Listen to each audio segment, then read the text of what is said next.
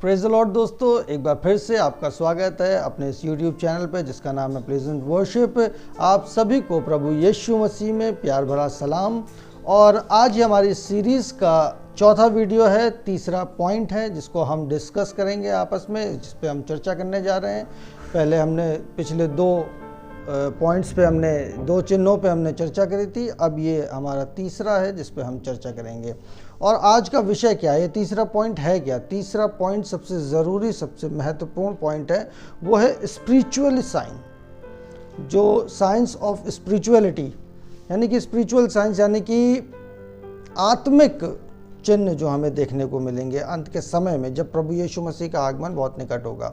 तो उन्हें हम कैसे देखेंगे, क्या क्या होंगे वो, हम उन्हें कैसे पहचानेंगे, किस प्रकार से हम जो है वो ये अंदाज़ा लगा सकते हैं कि प्रभु का आगमन निकट आ गया है। क्या वो साइंस घट रहे हैं, क्या वो बातें हो रही हैं, क्या हम प्रभु की आत्मा में मजबूत हैं? क्योंकि जो देखिए पवित्र आत्मा पाए हुए लोग हैं, जो प्रभु की मर्ज़ी के अनुसार चलने वाले लोग हैं, वो ही स्पिरिचुअल साइंस को जो है वो देख सकेंगे, समझ सकेंगे। और जो नहीं है प्रभु यीशु मसीह की संगति में, उसके साथ नहीं चलते हैं, आत्मा नहीं पाया पवित्र आत्मा उन्होंने, तो उनके लिए थोड़ा सा कठिन होगा इन स्पिरिचुअल साइंस को समझना। आइए हम विषय में चलते हैं और देखते हैं आज का वचन हमसे क्या बताता है। तो स्पिरिचुअल साइंस को हम किस प्रकार से देखेंगे? इनको हम दो तरीके से देखेंगे। पहला इस तरीके से कि एक पार्ट होगा इसका नेगेटिव और दूसरा पार्ट होगा इसका पॉजिटिव, यानी कि शैतान की शक्तियाँ और उसके कार्यों को भी हम देखेंगे, और प्रभु यीशु मसीह के पवित्र आत्मा की सामर्थ्य और शक्ति को, उनके कामों को भी हम दूसरी तरफ देखेंगे। तो दो पार्ट्स में ये डिवाइड है और विषय का नाम है स्पिरिचुअल साइंस। ठीक है, तो इसको हम देखते कहाँ हैं? इसको भी हम मत्ती रचित सुसमाचार उसके 24वें अध्याय में हम देखते हैं। और यदि हम इसका 5वां वचन निकाल के पढ़ते हैं तो वहाँ पे इसके विषय में बताया गया है कि पहले हम बात कर लेते हैं नेगेटिव साइंस के बारे में, कि जो नकारात्मक चीज़ें जो घटेंगी इस संसार में, जो शैतानी शक्तियों द्वारा जो प्रभु के विरोध में है, जो वो शक्तियाँ जो है जो प्रभु यीशु मसीह को नहीं मानती हैं और उससे लड़ने के लिए तैयार हैं, उनको ऐसा लगता है कि वो जीत जाएंगे। लेकिन हम और आप बहुत अच्छी तरीके से जानते हैं हकीकत को, कि ये हकीकत नहीं है। प्रभु यीशु मसीह सदा सर्वदा का राजा है, वो हमेशा से राजा रहा है, और अब की बार वो पाप को मिटाने आ रहा है पूर्ण रीति से। प्रेज़ द लॉर्ड दोस्तों, आइए विषय में चलते हैं। मत्ती रचित सुसमाचार उसका 24वां अध्याय उसके 5वें पद को हम देखेंगे, जहाँ पे लिखा हुआ है, क्योंकि बहुत से ऐसे होंगे जो मेरे नाम से आकर कहेंगे कि मैं मसीह हूँ, और बहुतों को भरमाएंगे। देखा आपने, पहला साइन हमें क्या दिखाई देगा कि बहुत से ऐसे होंगे लोग जो प्रभु यीशु मसीह के नाम से आएंगे और क्या बने होंगे? पास्टर्स बने होंगे, बिशप बने होंगे, प्रभु के दास बने होंगे, भक्ति का वेश धरेंगे। लिखा है ना वचन में, हम लोग ने पढ़ा है कि वे भक्ति का वेश तो धरेंगे लेकिन उसकी शक्ति को नहीं मानेंगे, क्योंकि उनके लिए उनका भगवान शैतान है। वो प्रभु यीशु मसीह पे, खुदावंद खुदा पर भरोसा नहीं रखते हैं, विश्वास नहीं करते हैं। तो वो आएंगे हमें भरमाने के लिए, हमें गलत राह पे ले जाने के लिए, झूठी शिक्षा का सहारा लेंगे और बाइबल की बातों में से घुमा घुमा के इस तरीके से समझाएंगे कि जो विश्वास में बढ़ने वाला व्यक्ति होगा वो बैकस्लाइड हो जाएगा। देखिए यहाँ पे लिखा है ना कि मेरे नाम से आकर कहेंगे कि मैं मसीह हूँ। और अगर हम संसार में देखते हैं, थोड़ा सा पीछे जाते हैं, कुछ टाइम पीछे, कुछ साल पहले, तो हम देखेंगे कि इस तरीके से बातें करने वाले बहुत से आए हैं। इस वर्ल्ड की बात कर रहा हूँ, पूरे होल वर्ल्ड की बात कर रहा हूँ। तो अगर आप रिसर्च करेंगे गूगल पे जाके, आप देखेंगे कि कितने लोग ऐसे थे जो अपने आप को यीशु मसीह कहलाते थे और आए इस दुनिया में, आगे चले भी गए, क्योंकि वो सब झूठे भविष्यवक्ता थे, वो झूठे लोग थे, शैतान के लोग थे। ठीक है, तो वो आएंगे और भरमाएंगे। और लेकिन उससे हुआ क्या था, इम्पैक्ट क्या पड़ा था उनकी इन बातों का?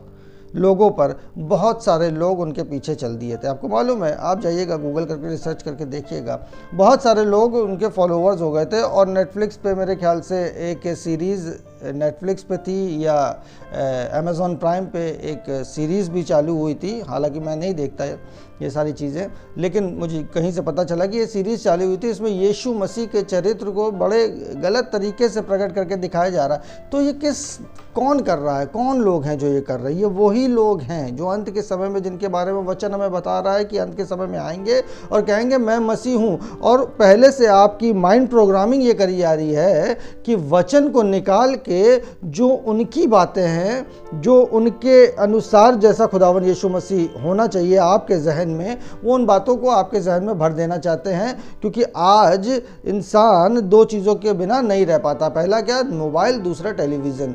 इन दोनों चीज़ों से वो जुड़ाव जो है उसका बहुत गहरा हो चुका है। वो वचन पे ध्यान नहीं देता, और जब हम वचन पे ध्यान नहीं देता तभी शैतान हमें बरगला देता है और बैकस्लाइड कर देता है। तो क्या बता रहा वचन? वो आएंगे और भरमाएंगे। और इसी के हम 11वें वचन को यदि हम देखते हैं तो वहाँ पे लिखा हुआ है, और बहुत से झूठे भविष्यवक्ता उठ खड़े होंगे और बहुतों को भरमाएंगे। देखिए फिर से वही वचन रिपीट हो रहा है कि बहुत से भविष्यवक्ता। देखिए यहाँ पे वचन पे, शब्दों पे गौर करने वाली चीज़ है। बहुत से झूठे भविष्यवक्ता जो भविष्यवाणी करते हैं, जैसे कि पहले खुदा की रूह और रास्ते में चलने वाले भविष्यवक्ता हुआ करते थे, एलिया नबी है, यशाया नबी है, ऐसे तमाम से बहुत सारे भविष्यवक्ता हुए हैं। उन्हीं को लेकर, लेकिन झूठे, है ना, भविष्यवक्ता खड़े हो जाएंगे और दूसरों को भरमा देंगे। और देखिए संसार में, आप सिर्फ भारत देश को ही ना लीजिए, लेकिन आप इसके बाहर भी निकल के देखिए इस बात को, बहुत तेज़ी से ये काम हो रहा है। बहुत से लोग भरमाए जा रहे हैं। अभी आगे बताऊंगा कि और क्या क्या बातें होंगी। और इसी के अगर हम 24वें वचन को देखते हैं तो वहाँ क्या लिखा हुआ? क्योंकि झूठे मसीह और झूठे भविष्यवक्ता उठ खड़े होंगे और बड़े चिन्ह और अद्भुत काम दिखाएंगे कि यदि हो सके तो चुने हुओं को भी भरमा दें। देखा आपने वचन क्या बोल रहा है? कह रहा है झूठे भविष्यवक्ता, झूठे मसीह खड़े हो जाएंगे और अद्भुत चिन्ह दिखाएंगे, बीमारों को पे हाथ रखेंगे, वो चंगे हो जाएंगे। उसमें मत रहिएगा कि अगर वो हीलिंग मिल गई है उसको तो क्या कहते हैं वो खुदावन यीशु मसीह की ओर से मिला। लेकिन जब आप पवित्र आत्मा को पाए हुए होंगे तो उस सामने वाले व्यक्ति के अंदर कौन सा आत्मा, इसको बहुत अच्छी तरीके से आप जज कर पाएंगे। क्योंकि वचन बताता है आत्माओं को परखो कि वो खुदा की ओर से है कि नहीं है। और जब आपके अंदर परमेश्वर का आत्मा होगा तभी आप सामने वाले के अंदर कौन सा आत्मा कार्य कर रहा है, जो सामने जो खुदा का दास बन के खड़ा हुआ उसके अंदर कौन सा आत्मा काम कर रहा है, ये आप भली भांति पहचान पाएंगे। और क्या बता रहा है कि बहुत से अद्भुत काम करेंगे, अद्भुत चिन्ह दिखाएंगे। और क्या सबसे मेन बात क्या लिखी हुई है? कि ये संभव है कि चुने हुओं को भरमा दें। देखिए चुने हुए जो विश्वास में अपने आप को मजबूत मानते हैं, जो खुदा के साथ बराबर चलते रहते हैं, जो प्रार्थना में लगे रहते हैं, वचन में लगे रहते हैं, उनको भी भरमाया जा सकता है। इस फिराक में, इस सोच में, इस गलतफहमी में मत रहिएगा कि हम खुदा के साथ बड़े मजबूती का रिश्ता है तो हम केयरलेस हो जाए थोड़े से भी। नहीं मेरे दोस्तों, नहीं मेरे प्रियो, हमें केयरलेस नहीं होना है, हमें हमेशा सचेत रहना है। यही तो वचन हमें हमेशा सिखाता आया है कि सचेत रहो, दृढ़ रहो लेकिन सचेत रहो, विश्वास बने रहो लेकिन सचेत रहो। हमें सचेत रहने की ज़रूरत है। और देखिए खुदा का कलाम क्या बताता है, आइए मेरे साथ निकालते हैं 2 थिस्सलुनीकियों उसका 2 अध्याय और उसके 3 वचन में खुदा का वचन यहाँ पे क्या बताता है। किसी रीति से किसी के धोखे में ना आना, क्योंकि वह दिन ना आएगा जब तक धर्म का त्याग ना हो ले और वह पाप का पुरुष अर्थात विनाश का पुत्र प्रकट ना हो जाए। देखिए वचन यहाँ पे क्या कह रहा है, बड़ी खूबसूरती से वचन हमें इस बात को बता देता है। किसी के भी बहकावे में, किसी के भी धोखे में हमें नहीं आना है। हमें सिर्फ विश्वास जो करना है वो इस जिंदा कलाम पे, जिंदा वचन पे करना है। हमें किसी के धोखे पे नहीं आना। मैंने पिछले बार भी आपको बताया था कि अगर भागना है किसी के पीछे तो खुदावन यीशु मसीह के पीछे भागो। और खुदावन यीशु मसीह क्या है? ये वचन ही तो खुदावन यीशु मसीह है। क्योंकि यूहन्ना 1:1 में लिखा हुआ है कि वचन देहधारी हुआ। और वो वचन कौन था? जो खुदा के साथ था, वो खुद खुदा था। यानी यीशु मसीह जो खुदा का वचन है वो देहधारी हुआ, और हमें सुननी है तो सिर्फ वचन की सुननी है। और वचन कार्य कैसे करेगा? पवित्र आत्मा के जरिए, क्योंकि यीशु मसीह जब गया तो वो हमें पवित्र आत्मा सहायक के रूप में दे के गया है। यदि हम सचमुच पवित्र आत्मा से सहायता चाहते हैं तो हमें पवित्र आत्मा को अपने अंदर आने देना होगा। लेकिन उससे पहले हमें सफाई करनी होगी, अपनी दिलों को, अपने मनों को, जो गंदगी से भरे हुए हैं उसको साफ करना होगा। वो साफ कैसे होंगे? अब रिपेंटेंस से, कन्विक्शन से, इस तरीके से, पश्चाताप से साफ होंगे। जब अपने अपराधों को मान लेंगे, छोड़ देंगे, तो हम पर दया की जाएगी, हम साफ हो जाएंगे। ठीक है, आइए वचन में और आगे चलते हैं, विषय में देखते हैं। एक और वचन निकालेंगे, पहला तीमुथियो उसका 4 अध्याय उसका पहला वचन। यहाँ पे क्या बताता है कलाम? परंतु आत्मा स्पष्टता से कहता है कि आने वाले समय में कितने लोग भरमाने वाली आत्माओं और दुष्ट आत्माओं की शिक्षा पर मन लगाकर विश्वास से बहक जाएंगे। Praise the Lord. देखा आपने वचन क्या बता रहा है यहाँ पे? अभी जिस बारे में मैं बात कर रहा था वही बात देखिए वचन में लिखी हुई है। क्या लिखा हुआ है? कि आने वाले समय में कितने लोग भरमाने वाली आत्माओं, आने वाले समय में कितने लोग भरमाने वाली आत्माओं और दुष्ट आत्माओं की शिक्षा पर मन लगाएंगे। समझे आप? इंसान ये होने वाली बात है। ये ऐसा नहीं कि आप ये सोच लें कि अरे हमें कोई विश्वास में नहीं डगमगा सकता, ऐसा नहीं हो सकता, हम तो खुदा के बंदे हैं, हम तो खुदा के लोग हैं, हम नहीं भटकने वाले, हम पे असर नहीं करेगा, खुदा का बाड़ा हमारी ओर बंधा रहता है। अय्यूब के भी चारों ओर बंधा हुआ था खुदा का बाड़ा, लेकिन शैतान परीक्षा लेने के लिए उसकी वहां पे पहुंच गया था खुदा की अनुमति से। लेकिन आपको सचेत रहना है। आपने अय्यूब की ज़िंदगी देखी, उसके बारे में पढ़ा सुना, बहुत बार पढ़ा होगा, उसकी ज़िंदगी को बहुत बार देखा होगा, बहुत स्टडी भी करी होगी, करीब से जानने की कोशिश करी होगी। जब उसके साथ ऐसा हो सकता है तो हम और आप क्या चीज़ है? क्या हमारा विश्वास अय्यूब से बड़ा है? अय्यूब के विषय में खुदा गवाही दे रहा है वहाँ पे। लेकिन यहाँ पे वचन क्या बता रहा है? अभी हमने मत्ती रचित सुसमाचार उसका 24वां अध्याय और उसका 24 में देखा था कि क्या लिखा था? कि वो चुने हुओं को भी भरमा देंगे। ऐसा ही तो वचन बता रहा था। और यहाँ पे क्या कह रहा है? लोग क्या होंगे? झूठी भविष्यवाणियों की बातों को, जो शैतान की जो बातें होती हैं, जो दुष्ट आत्माओं की शिक्षा जो होगी, उसके पीछे लग जाएंगे। खुदा की बातों को छोड़ देंगे और उन बातों के पीछे लग जाएंगे। हमें आपको सतर्क रहने की ज़रूरत है कि शैतान हमें भरमाने आने वाला है। और खुदावन यीशु मसीह हमें इस वचन से हमें सीधे तौर पे बता देना चाहते हैं कि आत्मा स्पष्टता से ये बता रहा है। यहाँ पे शब्दों पे गौर करने वाली चीज़ है।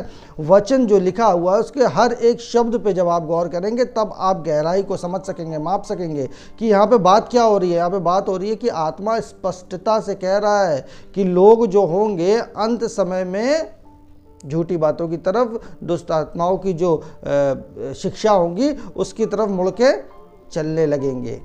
ये दुष्ट आत्मा और ये इस तरीके की बातें जो हैं, नेगेटिव बातें जो है, इविल स्पिरिट की बातें जो हैं, ये लोग जो है ये कब सामने आए आपको मालूम है? ये पहले हैं, बहुत पहले से, लेकिन इस तरीके से काम नहीं करते थे जिस तरीके से आज खुलेआम काम कर रहे हैं। ये हमेशा से छुप के काम करते आए हैं, क्योंकि गलत काम करते हैं। इन्हें मालूम है कि ये गलत है, इसीलिए ये छुप के करते आए हैं। हम खुलेआम जीते क्योंकि हम खुदा के लोग हैं, हम सच्चाई के साथ रहते हैं, खुदा हमारा सत्य है, हम सत्य के साथ चलने वाले लोग हैं, इसलिए हम खुलेआम सारे काम करते हैं। लेकिन ये छुप के करते हैं। ऐसे बहुत सारे ग्रुप्स के बारे में आपने सुना होगा, 33 डिग्री फ्रीमेसन्स और इल्यूमिनाती, ये सब तो एलिट्स हैं। और भी तमाम ऐसे ग्रुप्स हैं जो चल रहे हैं आज की तारीख में इस दुनिया में।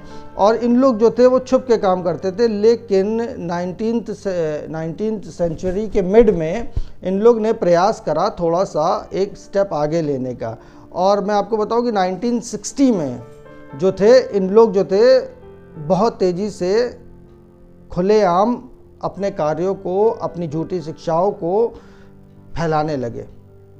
और वहाँ से जो शुरुआत हुई 1960 से, वो आज इतनी ज़्यादा तादाद में उन लोग जो है वो अपने प्रोग्राम्स को, अपनी गलत बातों को किस किस ज़रिए से, टेलीविज़न के थ्रू, मोबाइल के थ्रू, बुक्स के थ्रू और इंटरनेट के थ्रू, मतलब हर चीज़ के ज़रिए जो है वो इस समय उन लोग अपनी शिक्षा को जो है वो फैला रहे हैं बुरी तरीके से।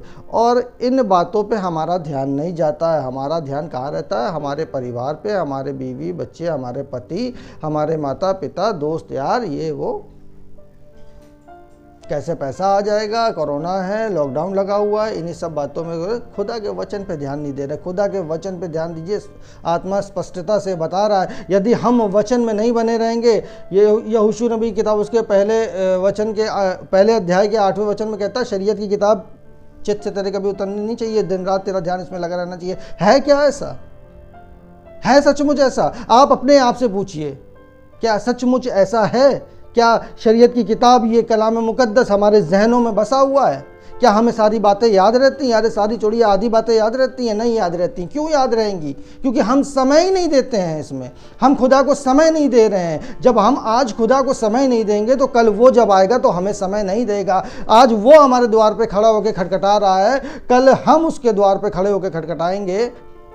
जैसे आज आप नहीं खोल रहे हैं उसके लिए दरवाज़ा, कल वो भी आपके लिए दरवाज़ा नहीं खोलेगा। और याद रखिए, आत्मा स्पष्टता से बता दे रहा है कि यदि हम सचेत नहीं रहेंगे, यदि हम प्रभु में बने नहीं रहेंगे, तो हम झूठी शिक्षाओं की तरफ, दुष्ट आत्माओं की शिक्षाओं की तरफ हैं फिर जाएंगे और गलत प्रीचिंग की तरफ चले जाएंगे और खुदा के रूहानियत से महफूज हो जाएंगे और गुमराही में चले जाएंगे। बच जाइए। मेरा मोटो यह है कि खुदा ने मुझे चुना है ताकि मैं अंधेरे में से लोगों को निकाल के उसकी रोशनी में लेके आऊँ। इसलिए मुझे चुना है। मुझे बड़ा गर्व होता है अपने खुदावंद यीशु मसीह पे कि उसने मुझे चुना है। मुझ जैसे नाचीज़ इंसान को चुना हुआ है इस काम के लिए। आप भी चुने गए हैं, लेकिन यदि आप ईमानदारी से खुदा में आ जाते हैं तो आपको भी खुदावंद इस्तेमाल करेगा अपनी महिमा, अपने जलाल के लिए। चलिए विषय में चलते हैं। विषय ये नहीं है। विषय क्या है कि स्पिरिचुअल साइंस जो है वो कैसे हम पहचानेंगे। देखिए, हमने नेगेटिव स्पिरिचुअल साइंस हमने देख लिए। मत्ती रचित सुसमाचार उसके 24वें अध्याय में जब हम पढ़ते हैं, उसके 5वें वचन में, उसके 11वें वचन में और उसके 24वें वचन में, तो वहाँ पे देखने को मिलता है। दूसरा थिस्सलुनीकियों उसके दूसरे अध्याय के 3रे वचन में हम देखते हैं। पहला तीमुथियुस उसके 4थे अध्याय के पहले वचन में हम इसको देख लेते हैं।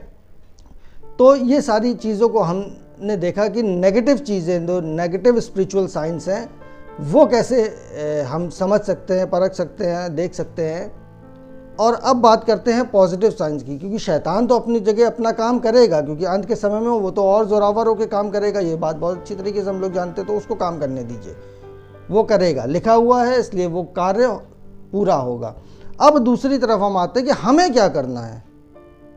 हमें खुदा के साथ विश्वास में बने रहना, उपवास के साथ प्रार्थना में जाना है। जितना ज़्यादा समय नज़दीक आता है उपवास करना है, प्रार्थना करनी है, लगे रहना है, प्रभु से पवित्र आत्मा को पाना। और यदि पा गए तो उसमें मजबूती, उसमें सामर्थ्य और शक्ति को हासिल करते जाना है दिन प्रतिदिन। और इसी वचन में हमें बता देता है कि हमारा क्या काम है। मत्ती रचित सुसमाचार उसका 24वां अध्याय उसके 14 वचन में यदि हम देखेंगे तो यहाँ पे हमको वचन बताता है, और राज्य का सुसमाचार सारे जगत में प्रचार किया जाएगा कि सब जातियों पर गवाही हो, तब अंत आ जाएगा। Praise the Lord. देखा मेरे दोस्तों, अंत कब आएगा यहाँ पे साफ साफ दिया हुआ है। अभी हमने उस अपने जब पहले वीडियो में देखा था तो वहाँ पे खुदावंद यीशु मसीह के शब्द थे कि अंत का समय किस प्रकार से आएगा, चोर की मानिंद आ जाएगा। लेकिन यहाँ पे वचन खुदावंद, मैंने बताया था ना कि यहाँ पे हिंट्स दिए हुए हैं, यहाँ पे क्लूज दिए हुए हैं। यदि हम वचन को पढ़ेंगे तो हम समझ जाएंगे कि अंत कितना नज़दीक आ गया, हम कौन सी पायदान पे चल रहे हैं इस समय। तो यहाँ पे वचन बता रहा है कि और राज्य का, कौन से राज्य का, खुदावंद यीशु मसीह का राज्य का, जो उसका राज्य स्थापित होने वाला है, जो नया सिय्योन बनने वाला है, उस राज्य का सुसमाचार सारे जगत में प्रचार किया जाएगा। अब समझ लीजिए, जब तक खुदावंद यीशु मसीह के आगमन का, उसके राज्य का सुसमाचार जो है, जब तक पूरे विश्व में नहीं प्रचार किया जाता, तब तक खुदावन यीशु मसीह का राज्य जो है, खुदावन यीशु मसीह का आगमन जो है वो नहीं होने का। जब तक पूरे होल वर्ल्ड में इस सुसमाचार का प्रचार नहीं हो जाता। लेकिन इस सुसमाचार का होल वर्ल्ड में प्रचार हो गया है या कितना बचा, ये हम और आप कैसे जानेंगे? ये हम और आप नहीं जान सकते हैं। इसीलिए तो कह रहा है कि किसी भी प्रकार के धोखे में मत आना, वरना अगर आ गए तो तुरंत दुष्ट आत्माओं की झूठी शिक्षा की ओर फिर जाओगे। इसलिए बता रहा है कि राज्य का सुसमाचार जो है वो खुदावन यीशु मसीह के राज्य का सुसमाचार जो है पूरे वर्ल्ड में, हर एक जाति में, पूरे विश्व में होना है। तो इसको कौन करेगा? क्या पर्टिकुलर कोई पादरी साहब करेंगे? नहीं, ऐसा नहीं है। हम और आप, हम हर एक जो अपने आप को विश्वासी कहता है, जो खुदा के साथ चलते हैं, वो लोग, वही लोग जो हैं, हम और आप, हम ही लोग तो प्रचार को फैलाएंगे, हम ही लोग तो स्प्रेड करेंगे गॉस्पेल को। अगर हम ही लोग नहीं करेंगे तो कौन करेगा? चलिए इसकी दूसरे वचन को देखते हैं। योएल नबी की किताब उसका दूसरा अध्याय, योएल नबी की किताब उसका दूसरा अध्याय, उसके 28वें वचन में हम देखेंगे। देखिए, अंत के समय में पहली चीज़ क्या बताई खुदा ने? कि उसके राज्य के सुसमाचार का प्रचार होगा। अब समझ लीजिए, इस बात से आप अंदाज़ा लगा लीजिए। आज यूट्यूब आप खोल के देखते हैं तो ये देखिए कि खुदावन यीशु मसीह के आगमन का, इन अंतिम समय का, आप एक बार डाल के देखिए कितनी ज़ोर और शोर से के साथ प्रचार हो रहा है। यही है प्रचार। इंडिविजुअली आप जाके कितने लोगों को बता देंगे? 1 2 3 4 10 15 20 25 50।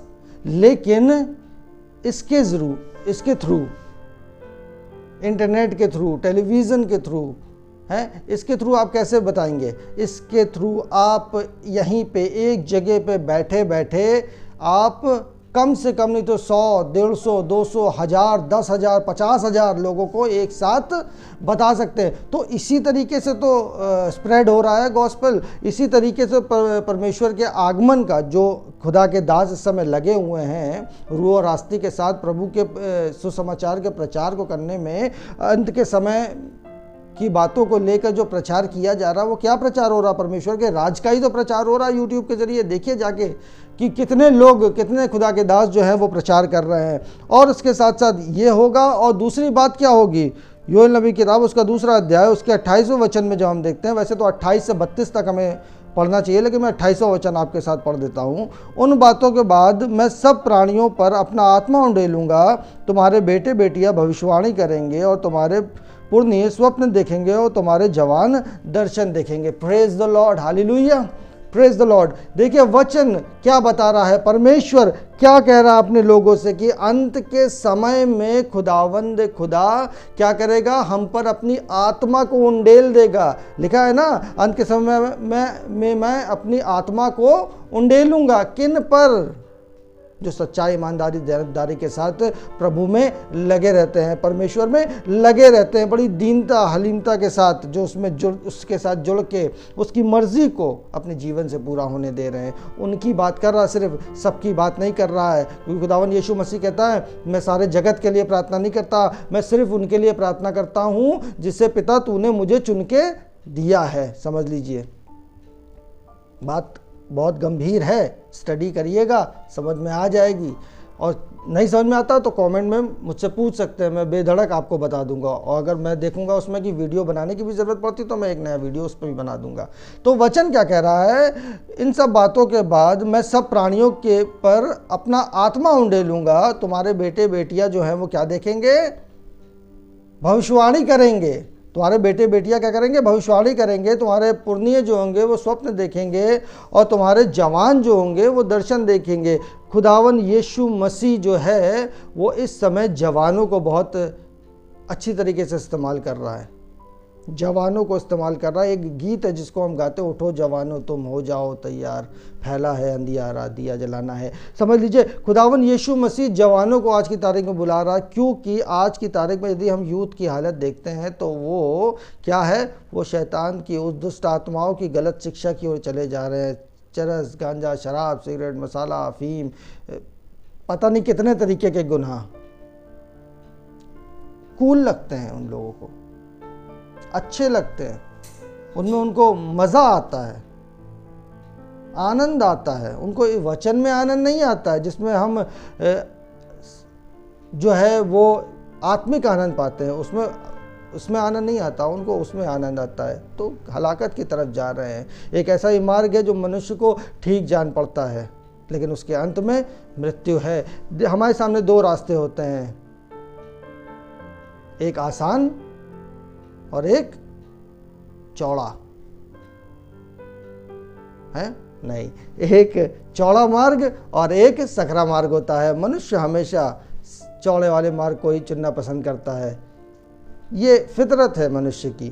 तो खैर, मैं आपको बता दूं एक बात, जो इस समय अंत के समय में सबसे विशेष आयत जो है, जो विशेष वचन है, वो मैं आपको बता देना चाहता हूँ कि सबसे विशेष वचन जो है वो दानियल नबी की किताब में है।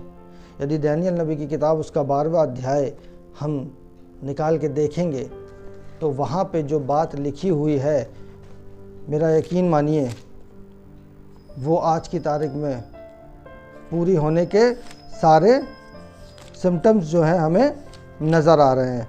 मेरे साथ निकालिए दानियल नबी की किताब उसका 12वां अध्याय और उसके चौथे पद को हम देखेंगे। वैसे चौथे पद से 9वें पद तक आप पूरा इसको पढ़िएगा, लेकिन मैं चौथा पद आपके सामने पढ़ रहा हूँ। देखिए, वहाँ पे बात हो रही है दानियल की और स्वर्गदूतों से। परंतु हे दानियल, तू इस पुस्तक पर मुहर करके इन वचनों को अंत समय तक के लिए बंद रख, और बहुत लोग पूछ पाछ और ढूंढ ढांड करेंगे और इससे ज्ञान बढ़ भी जाएगा। आप देख रहे हैं परमेश्वर का वचन क्या कह रहा है। परमेश्वर का वचन, आज का वचन जो है वो उस समय दानियल को बता दिया गया था, दानियल नबी को, लेकिन उसको उस समय खोलने के लिए, उसको समझाने के लिए उन्होंने अनुमति नहीं दी थी, स्वर्ग से अनुमति नहीं मिली थी। और जो वो वचन थे, जो वो बातें थी, उन पर क्या लगा दिया गया था, उन पर मोहर लगा दी गई थी कि ये अंत के समय में खोली जाएंगी। और मैं आपको यकीनन बता दूं, इस वचन को पढ़ लीजिएगा, दानियल नबी किताब उसका 12वां अध्याय उसके चौथे वचन से 9वें वचन तक आप इसको ज़रूर पढ़िएगा। और एक बात समझ लीजिए बहुत अच्छी तरीके से कि वो मोहर खोले जाने का समय बहुत नज़दीक आ चुका है। अब वो समय है जब वो मोहर खोली जाएगी। अगर अभी भी आपको समझ में नहीं आ रहा है, अगर अभी भी आप इस संसार में होने वाली घटनाओं को देख के नहीं समझ पा रहे हैं कि अंत नज़दीक आ गया है, तो फिर आप अभी भी नहीं समझे तो फिर आप मत समझिए। सीधी सी बात है, अभी भी नहीं समझ में आ रहा क्योंकि आपको बार बार समझाया जा रहा है, बार बार मैं नहीं वरन खुदा के बहुत सारे ऐसे दास हैं जो खुदा की आत्मा के चलाए चलते हैं, वो भी इस बात को समझा रहे हैं कि अंत समय आ गया है और खुदा के राज्य का प्रचार जो है वो बहुत तेज़ी से चालू हो गया है। इजराइल में देखिए तीसरा मंदिर बनने की पूरी तैयारी चालू हो गई है। महामारियां आ रही हैं, अकाल पड़ रहे हैं। देखिए, लोगों के पास खाने को नहीं है, पैसे नहीं है।